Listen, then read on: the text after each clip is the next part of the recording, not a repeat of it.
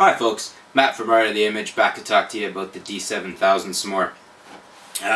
Since the grand unboxing, I've had several hours to do some photo walks around the house, around the yard, took several hundred photos. I've been playing with the 50 f1.4G, and that's the Nikon 50 f1.4G FS. I've been playing around with the 105 2.8 VR macro, and I've been playing around with the Nikon 70-300 AFS G. I always get these names wrong these days. They got so many letters in them. The Nikon 70-300 millimeter AFS 145-56G, to be totally correct for you folks. Basically, first impressions are fantastic of this camera. I love it. As I mentioned in the unboxing, it's built like a little tank. It feels like a smaller D700 in my hands. It has a nice weight to it. It feels rock solid without being too heavy. It's not much heavier than the D90, but it has a much more substantial feeling to it. The controls are all laid out almost identical to what you would find on the back of a D700 or a D300. One of the big things, the differences would be the addition of the new movie button, which is a swing around button. I forget the term they used for that. I heard that a Nikon rep talking about that. It's really solid button. It works very well for activating live view, and then there's a red dot in the middle that you push to start your movie if you want to do a movie as opposed to shooting photos with live view. I really like the new two-tiered command dial on here. On the top you've got your manual, aperture, shutter, and program settings. See if I can show you that. Manual, aperture, shutter, priority. And then you've also got user 1 and user 2. Two big differences on the D7000 that you don't see on any of the other Nikons. So that allows you, user 1 and user 2, to have some pre-saved settings for different shooting situations that you would usually use. Really handy to have. And then the second tier below that is your single shot, low, high, and then there's a quiet setting, timer, and some other things on there for that. Really nice way to adjust that. I really like that. Basically, other than that, the layout is pretty much the same. You're not going to see too much else different.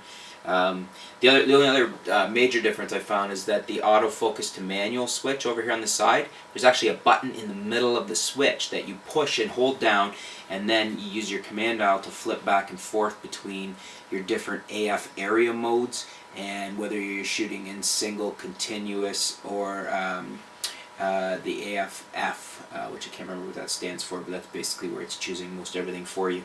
In any case, so far it's a fantastic little camera. I really, really like it.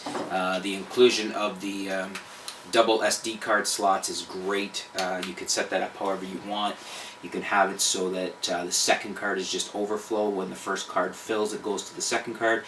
You can set it up so one is shooting JPEG and one is shooting RAW. You can set it so they're just copying each other so that you have a second copy of each. So you're basically doing a backup within your camera, however you want to do it. Or you can just shoot with one memory card. I just have one SD card in here right now. So far, my initial impressions, fantastic. I'd forgotten shooting the D3100 a lot lately, how much I really like the 921,000 dot pixel screen on here, which is the same as the D90, the D300, the D300S, the D700, and so on. Fantastic to have that high resolution monitor back.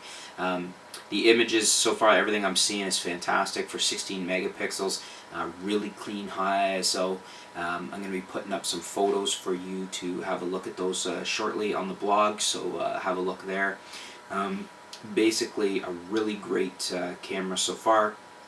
The autofocus is bang on. Really pleased with the autofocus. I would say I don't notice any difference between the autofocus in the D7000 versus my D700, the FX D700. I don't know. It's too early to tell if I would even say hazard a guess that maybe the D7000 is even a little bit better. I wouldn't be willing to make that call at this point. However, I would say that from everything I've seen, shooting several hundred photos with it, different lighting conditions, dim lighting, dark lighting, outdoors, well lit indoors, that the D7000 seems to be about the equal of the D700 for autofocus.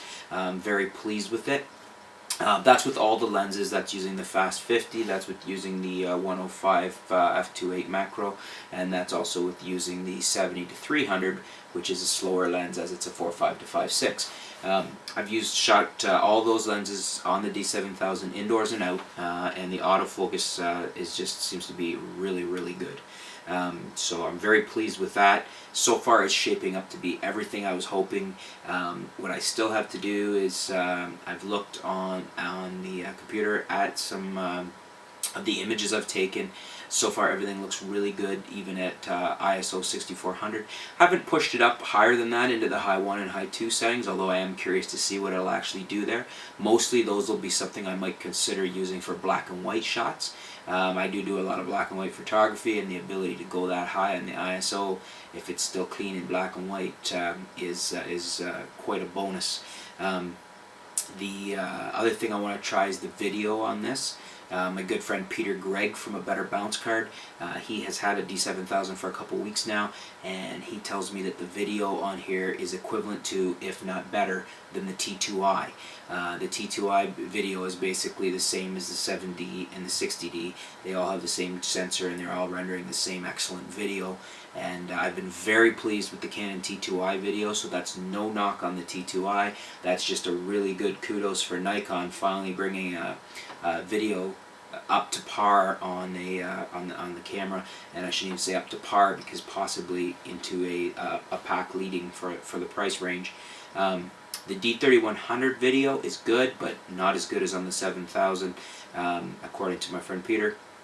And just by the stats alone, you don't have the extra options to do the mic in and the different things that you can do with the 7000.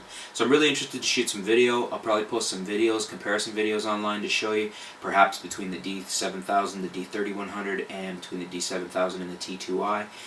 My plan is for myself that if the D7000 is as good as I'm being told and as I'm expecting for video, that I probably will not keep both systems now. I probably will get rid of my T2i. I bought my T2i specifically for video. So anyways, first impressions are excellent. I'm very pleased with the D7000. I think anybody out there that's looking to get a Nikon body, definitely consider the D7000. It is, in my opinion, the best DX sensor camera, the best crop sensor digital SLR on the market right now. You can't buy anything better. It shoots down everything else, the D300S, the Canon 7D, just basically for build quality, for sensor quality, for everything. It's the nicest package at the best price point you're going to get. So I guess basically your big question would be, do you need to step up to the 7000 over the 3100? The 3100 is an excellent value for the price point, but it is less than half the price of the D7000, and there's a reason for that. The D7000 is more than twice the camera for twice the price. So you're paying twice the price, but you're getting more than twice the camera in the D7000. If the D7000 had have come out back in the day when the D2X was the flagship, I mean, you compare those two cameras and it's not really fair because the D2X is several years old now, but the D7000 is just heads and tails above it. It's heads and tails above the D300S. It's basically just, I'm just blown away that Nikon could bring out a camera this amazing with this many features, dual card slots, brand new top-of-the-line autofocus system, excellent 1080 HD video, and it's $1,200. It's incredible. I remember spending $3,200 for my first Nikon D100 years back, and wow, what I can get now for $1,200 is just mind-blowing. Anyways, folks, if you're having any thoughts about picking up the D7000, I wouldn't think twice about it. If it looks like to be the price point you want to spend and looks like the feature set you need, I think you're going to be blown away by it. It's incredible. I'm really be interested to see. I'm going to do a test of the D7000 against my D700. I want to see how the two image quality stacks up.